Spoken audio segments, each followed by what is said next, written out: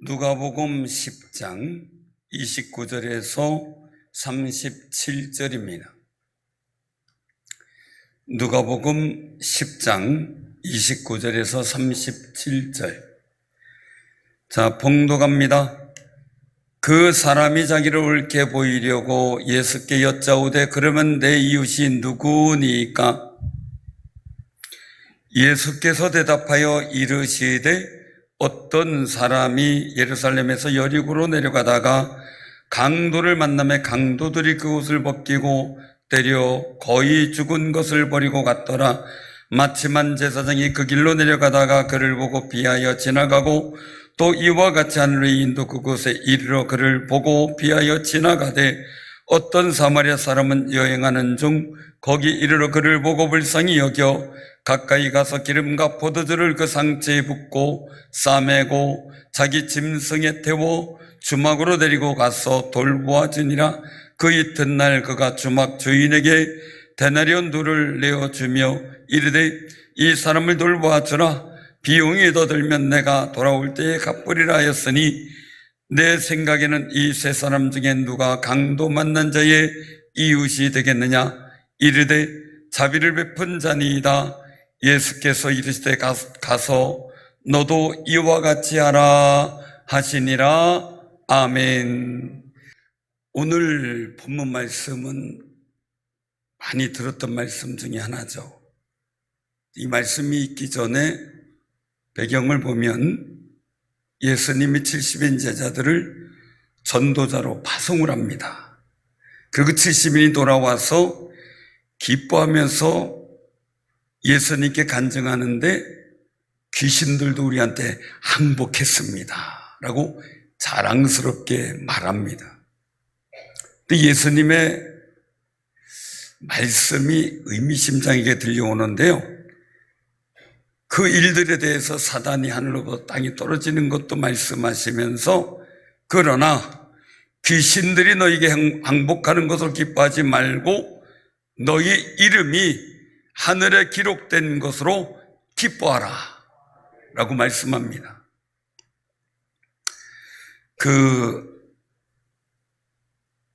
이게 얼마나 중요하냐면 어느 목사님의 이야기입니다. 하나님의 은혜로 귀신 쫓아내는 사역을 하게 됐어요. 처음엔 참 재미있더래요. 열심히 귀신 쫓아내고, 저도 귀신이 있으면 쫓아내지만 그 일들을 하는데, 근데 개척해놓고 하는데 맨날 귀신 들린 사람만 오더래요. 그 귀신 쫓아내다가 지쳐가지고 가만히 생각하다 보니까 한 가지 잃어버린 게 있더래요.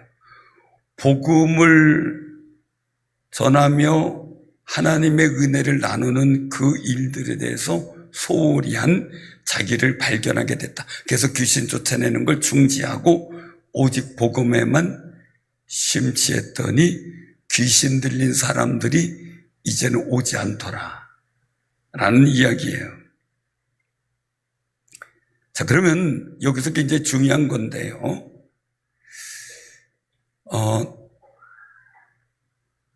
우리가 살아가는 모든 일들, 귀신을 쫓아내고 모든 그런 분위기 속에서 늘 느끼는 게 본질을 잃어버린다는 거예요.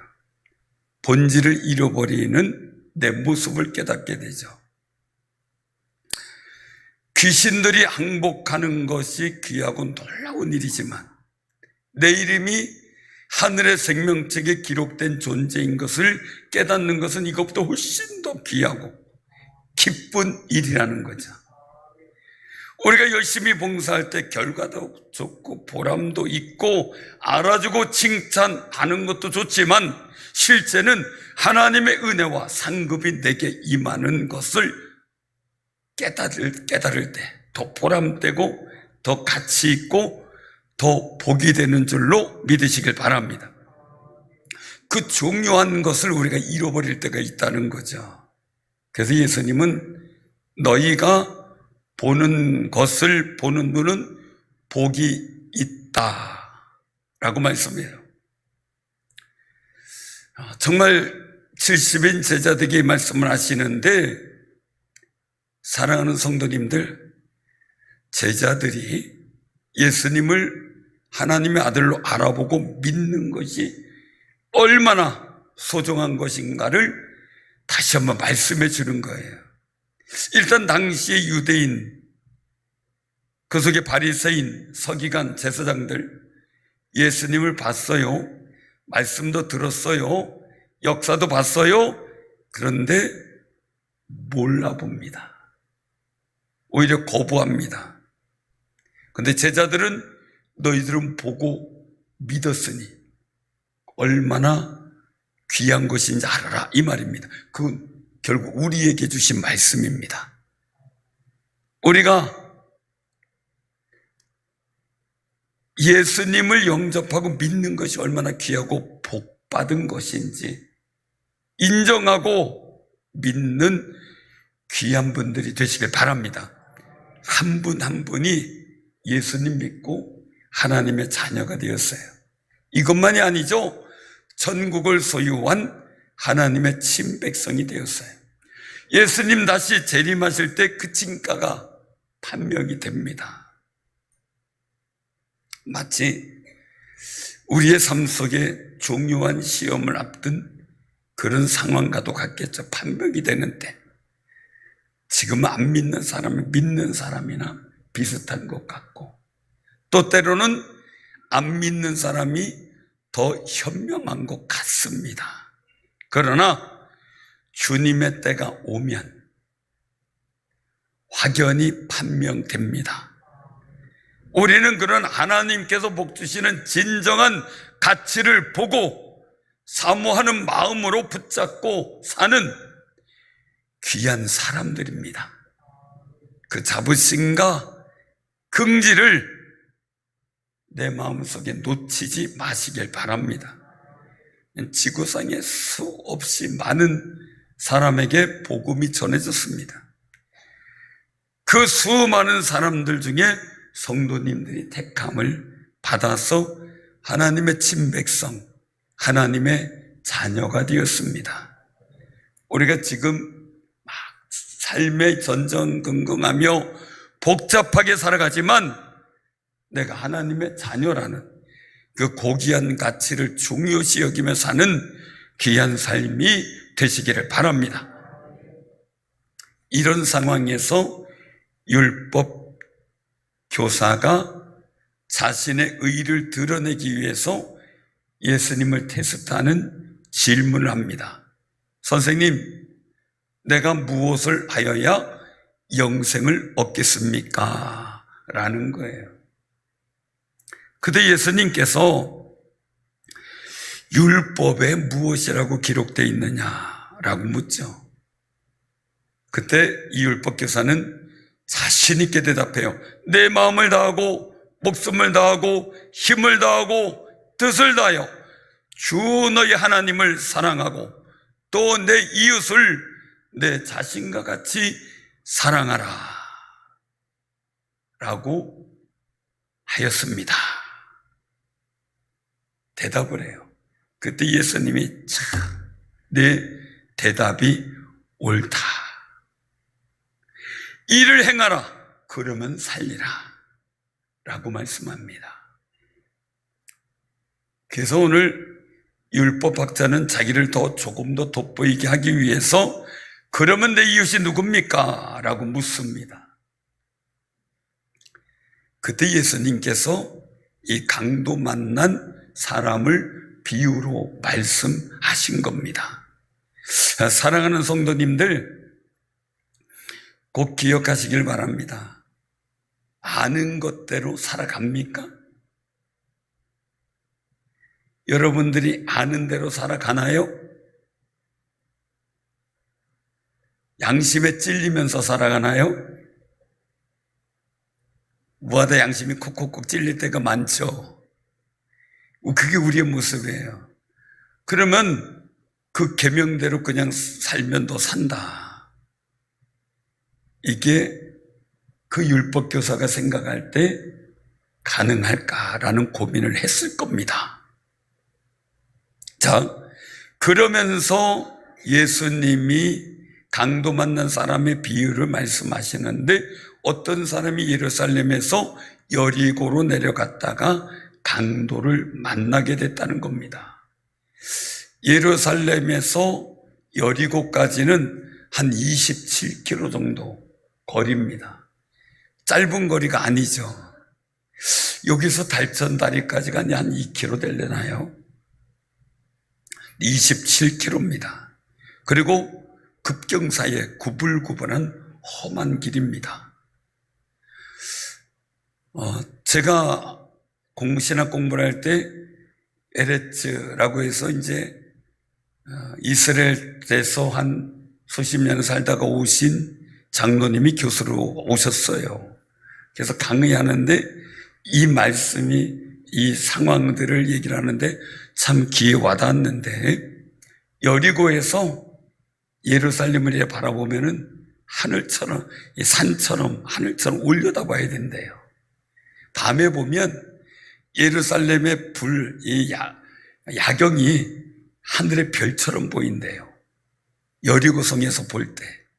그러니 그 27km의 급경사에 그 길이 고가 얼마나 높은지, 산길이 얼마나 험한지 예상이 됩니다.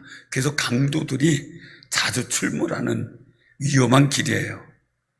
그래서 이 강도를 만나서 강도들에게 옷도 뺏기고, 그리고 있는 소지품 다 뺏기고, 맞아서 거의 죽게 된 상태로 길거리에 버려져 있는 겁니다.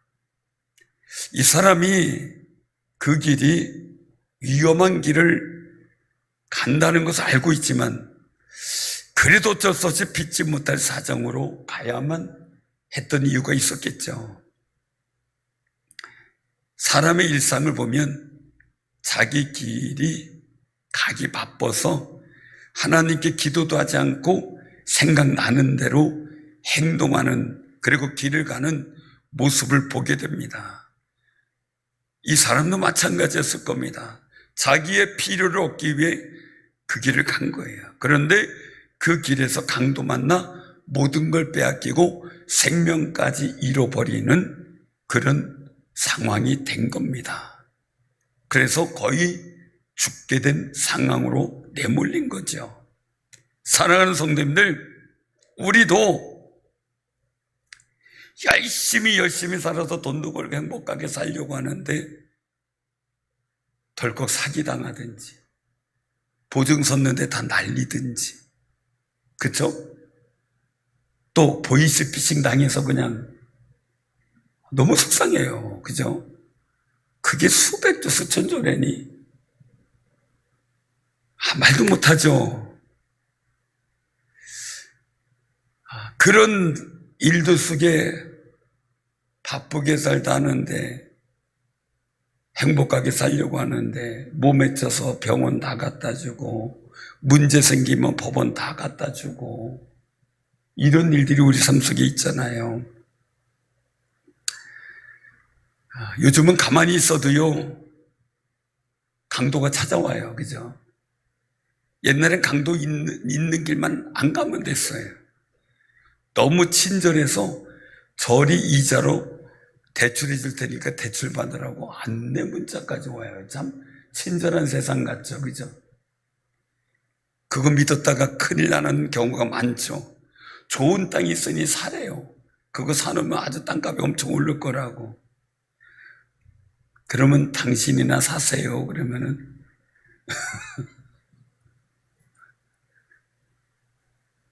그 좋은 땅 왜 남한테 팔려고 그럽니까? 사놓으세요. 그렇게 얘기를 하는데, 또 물건 사놨다고 결제하라 그러죠. 뭐 이제 등등의 문자가 엄청 옵니다. 또 휴대폰 뭐 없어졌다고 뭐 해라 그러면은 또 휴대폰 열어놔라 해놓으면 그 속에 있는 거 다 막 그냥 대출 받아가고 막 휴대폰 만들어서 하는지도 모르고 정신없이 있는 경우도 있고 말입니다. 알고도 당하는 경우가 참 많아요. 강도 만나지 마시기 바랍니다. 우리 옆에 분들하고 인사하세요. 강도 만나지 맙시다. 절대 만나면 안 돼요. 찾아와도 문 열어주면 안 돼요. 제가 이 선한 사마리아인의 비유를 학생 때부터 많이 참 들었던 말씀이에요. 예루살렘은 성전이 있는 곳이에요. 여리고는 여리고성이 있던 가나안 땅을 정복할 때 첫 관문이었죠. 지리적으로 낮아요. 그래서 예루살렘에서 여리고로 내려가는 상황을 그때 목사님들이 말씀하시기를 신앙의 나태와 타락을 가지고 얘기를 했어요. 하나님께로 가야지, 세상으로 가다 보니까 강도 만난다, 이겁니다. 강도 만난 사람을 신앙의 시험이 들어 넘어진 사람으로 표현도 했었습니다. 영적 강도를 만나지 말아야만 합니다.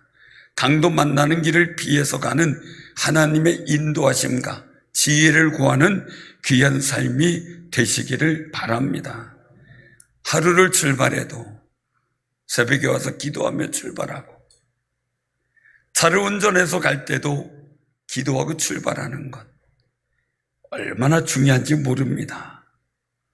왜냐하면 요즘에 충주도 요새, 저는 싱크홀이 충주에는 없는 줄 알았어요. 근데 충주에도 생겼잖아요. 여러분들 차가 더 오는데 쑥 빠진다면 기가 막히잖아요.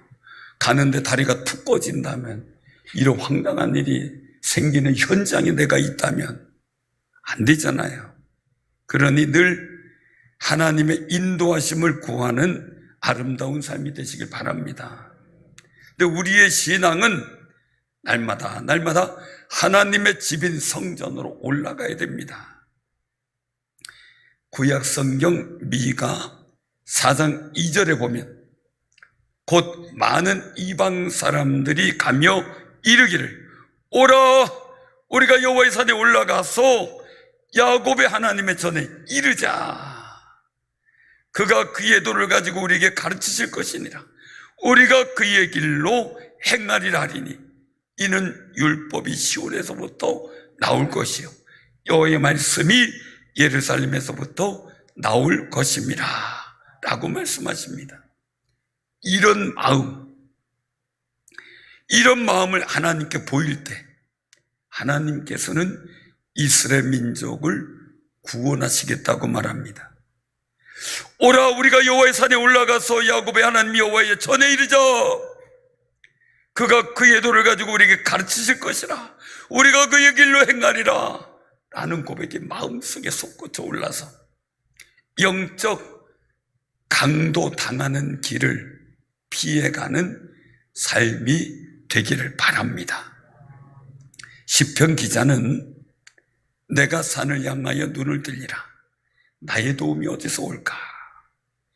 나의 도움은 천지를 지으신 여호와에게서로다 라고 시편 121편 1절 2절에서 고백했습니다.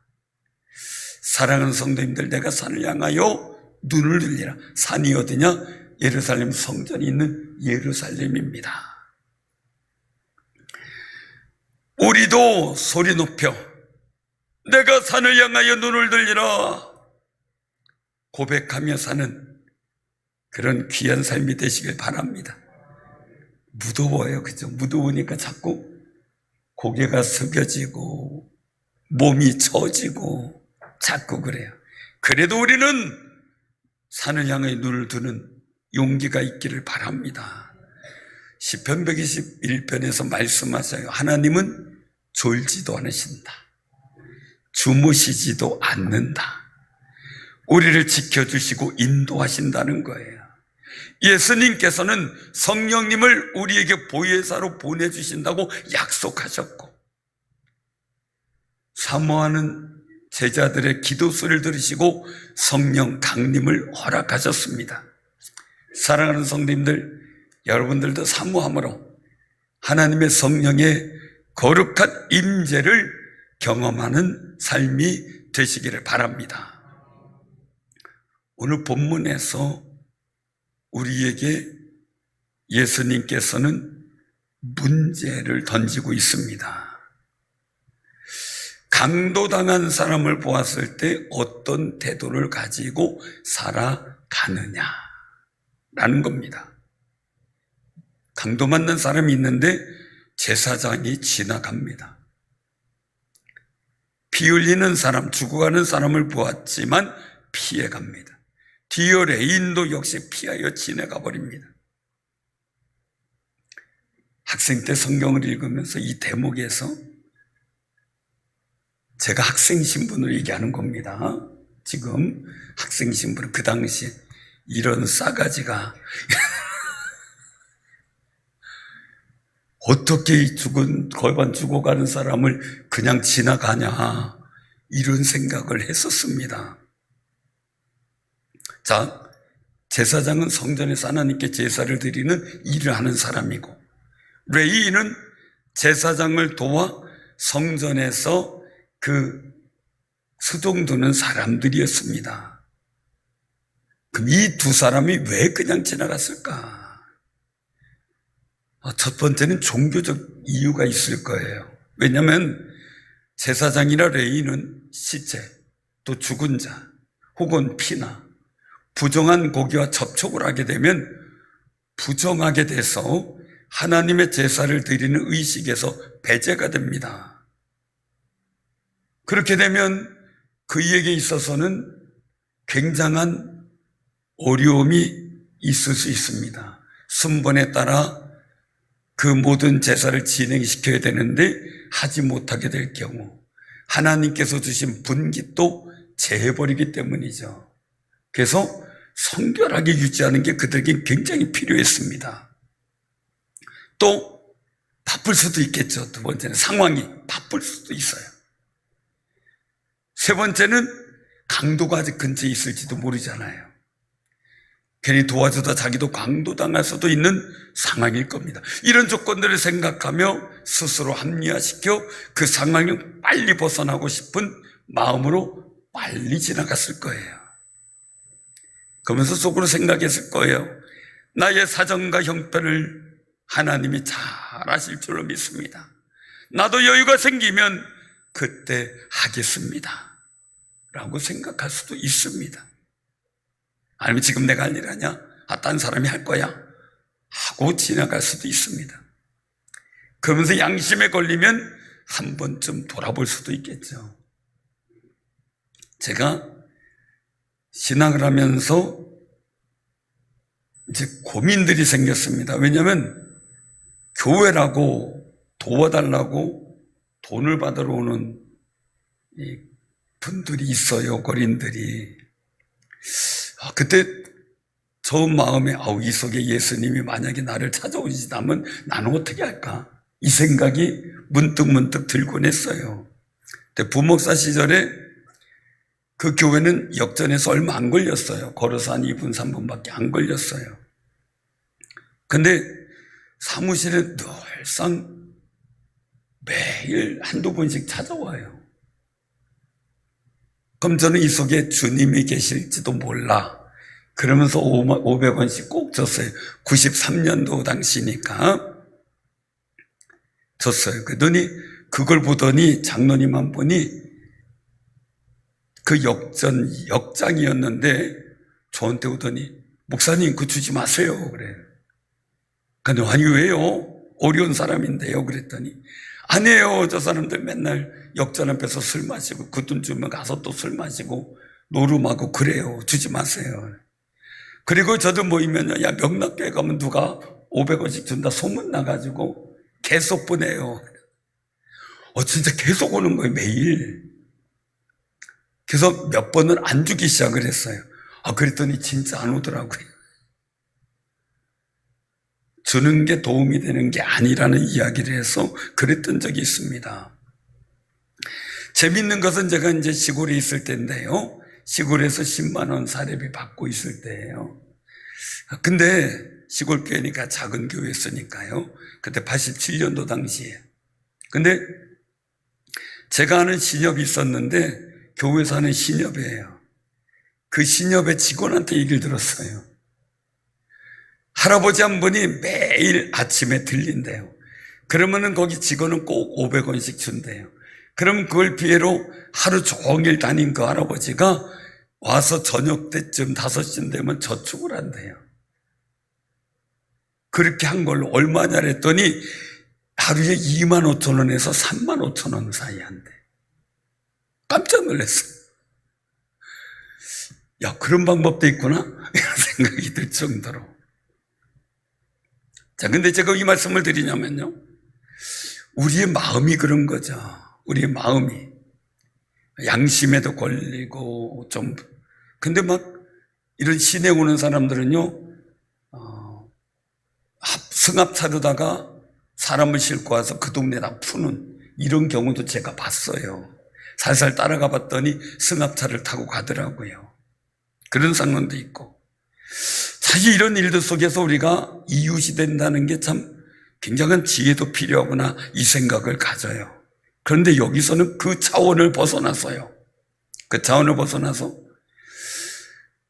지금 이 강도 만난 이웃의 사람은 어떤 의미를 가지냐면, 죄와 사망에 빠져 지옥에 가고 있는, 죽어가는, 사망 가운데 있는 사람을 의미합니다.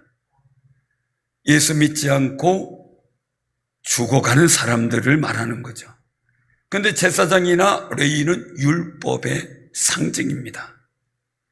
그 제사장이나 레위인들의 율법을 통해 얻은 의는 그를 구원할 수가 없다는 메시지를 주는 겁니다. 그래서 로마서 3장 20절에 보면, 그러므로 율법의 행위로 그의 앞에 의롭다 하심을 얻을 육체가 없나니 율법으로는 죄를 깨달음이라 말씀합니다. 그래서 내 대답이 옳도다, 이를 행하여 행하라, 그리하면 살리라. 이게 그 율법 교사에겐 큰 짐이요, 해결점이 없는 거죠. 예수님은 마태복음 5장 15절에서 선언하셔요. 내가 율법이나 선자를 폐하러 온 줄로 생각하지 말라. 폐하러 온 것이 아니요 완전하게 하려 함이라 라고 말씀합니다. 율법에서 구원하지 못하는 일들을 복음을 통해 완전히 구원시키는 겁니다. 율법에선 죄를 깨닫게 하지만 거룩하게 하지는 못합니다. 그런데 복음은 깨달은 죄를 통해 예수 그리스도를 믿어 죄 사함을 얻는 길을 열어놓으신 겁니다. 사랑하는 성도님들, 이제 그 과정 속에 사마리아 사람이 등장합니다. 이 사마리아인은 유대인에게는 이방인보다도 못한 경멸을 보이는 그런 사람들로 여겨졌습니다. 인간 취급을 안 하는 겁니다, 사마리아 사람을. 그런데 이 사마리아 사람은 상처 입은 사람을 보고 불쌍히 여깁니다. 그 상처에 기름과 포도주를 붓고 싸매어주고 여관으로 데려가 간호합니다. 여관 주인에게 2데나리온을 건네며 이 사람을 잘 돌보아 달라며 비용이 더 들면 돌아올 때, 여행 갔다 돌아올 때 갚겠다는 이야기도 해줍니다. 사마리아 사람은 이 다친 사람에게 그냥 도와주는 것만이 아니라 보장과 희망을 줍니다. 우리가 살아가면서 이 혼란한 세상에서 필요한 것이 꼭 돈만은 아니죠. 돈이 아무리 많아도 희망이 없으면 의미가 없습니다. 돈을 주고 빚이 되어 세금 폭탄으로 돌아올 가능성이 있다면 우리는 또 가슴 아픈 일을 당할 수 있겠죠. 중요한 것은요, 희망이 있는 민족은 복된 역사를 만들어갈 힘이 생겨요. 청년들에게 필요한 것도 지원금도 중요하지만 경쟁에서 이길 능력 개발과 청년들의 앞길에 희망이 있다는 걸 보여주는 겁니다. 근데 너는 흙서져야 이러면서 희망을 꺾어버린다면 그들에게 도와주는 게 무슨 의미가 있겠습니까? 하나님은 우리에게 희망을 주려는 계획을 갖고 계십니다. 예레미야 29장 11절에서 13절에 보면 너희를 향한 나의 생각을 내가 아나니 평안이요 재앙이 아니니라. 너희에게 미래와 희망을 주는 것이니라. 너희가 내게 부르짖으면 내가 내게 와서 기도하면 이겁니다. 너희가 내게 부르짖으며 내게 와서 기도하면 내가 너희 기도를 들을 것이요 너희가 온 마음으로 나를 구하면 나를 찾을 것이요 나를 만나리라. 그 당시에 이스라엘 민족은 바벨론 포로의 과정 속에 있었고 망하기 일보 직전에 있는 속에서 바벨론 포로에 대한 예언을 하면서 그래도 그 이스라엘 민족에게 지금이라도 내게 부르짖으면 내게 와서 기도하고 하면 내가 들을 거고 나를 구하면 내가 만나줄 거다 라는 희망을 주십니다. 근데 그 기도를 안 합니다. 그게 문제지요. 하나님을 찾지 않습니다. 오히려 애굽을 찾고 우상을 찾았습니다. 하나님을 만나면 복된 미래에 대한 희망이 생깁니다. 믿어지게 되면 미래의 스케치가 됩니다. 하루하루 그냥 사업하고 하루하루 사업장에서 직장에서 집에서 그냥 지내는 일들만이 아니라 정말 우리 집이 앞으로 우리 사업이 앞으로 우리 자녀들의 앞날이 앞으로 어떻게 될 것인가 미래에 대한 그림이 그려지는 역사가 있기를 바랍니다. 하나님이 주시는 희망을 체험할 때 가능합니다. 그러니 너희가 온 마음으로 나를 구하면 나를 찾을 것이요 나를 만나리라 하시는 거룩한 은혜가 여러분들 마음속에 믿어지기를 바랍니다. 그리고 열심히 구해보시길 바랍니다. 이 사마리아 사람은 단순히 동정을 넘어 자기가 희생하는 행동으로 책임을 집니다. 사실 사마리아 사람은요 이 강도 만난 이웃을 도와주는 일로 여행에 차질이 생겼을 겁니다. 여행 계획을 축소하든지 아니면 사가야 될 선물을 제대로 못 사든지 아니면 가던 중에 밥 먹는 것을 조금 줄일 수 있는 여건도 있을 수도 있을 겁니다. 우리가 여기서 중요한 건 동정과 긍휼의 마음은 내 희생이 포함될 때 하나님이 기뻐하시는 열매를 맺게 될 줄로 믿으시길 바랍니다. 사마리아 사람의 희생은 한 생명을 구원하게 된 거죠. 예수님은 이 이야기를 마치시고 이 세 사람 중에 즉 제사장, 레위인, 사마리아인 누가 강도 만난 자의 이웃이 되었느냐라고 율법학자에게 묻습니다. 그때 자비를 베푼 자니이다 라고 고백합니다. 즉 사마리아 사람입니다.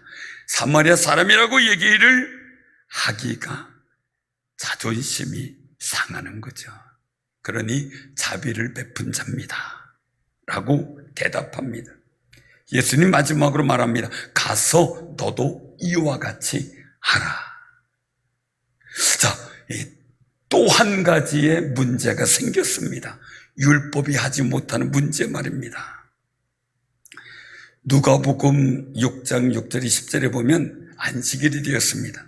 예수님이 회당에 들어가셔서 가르칠 때입니다. 근데 그 속에 오른손이 마른 사람이 있습니다. 서기관과 바리새인들이 예수님을 고발할 증거를 찾으려고 안식일에 병 고치는가 보자. 그러면 병 고치면 너 의원의 일을 했다 라고 시비를 붙을 작정입니다. 예수님께서는 그들의 생각을 아셨습니다. 그러면 그런 위기 상황이 있으면 고치지 말고 다음에 기도해 주면 되지. 예수님은 손 마른 자에게 말합니다. 일어나 한가운데 서라. 그저 손이 마른 그 사람이 한가운데 일어섭니다. 아니 또 여기서 생각해 봐요. 아니 손 마른 사람도 좀 그렇지 주변 분위기 보고 일어나든지 말이죠. 예수님 사정 생각해서 말씀대로 아유 예수님 다음에 기도 받을게요 이렇게 하든지 그래야 되는데 벌떡 일어납니다. 이것도 좀 그렇잖아요. 그런데 이래야 됩니다. 그래야 내가 아픈데 내가 문제가 생겼는데 앞뒤 바라볼 게 뭐가 있습니까? 근데 우리 교인들은 너무 선하고 착해서 앞뒤를 잘 바라봐요. 목사님 피곤하실까봐, 목사님 바빠서 기도 못 받고 그냥 간대. 참 옆에 분하고 인사 나누세요. 참 너그러우십니다.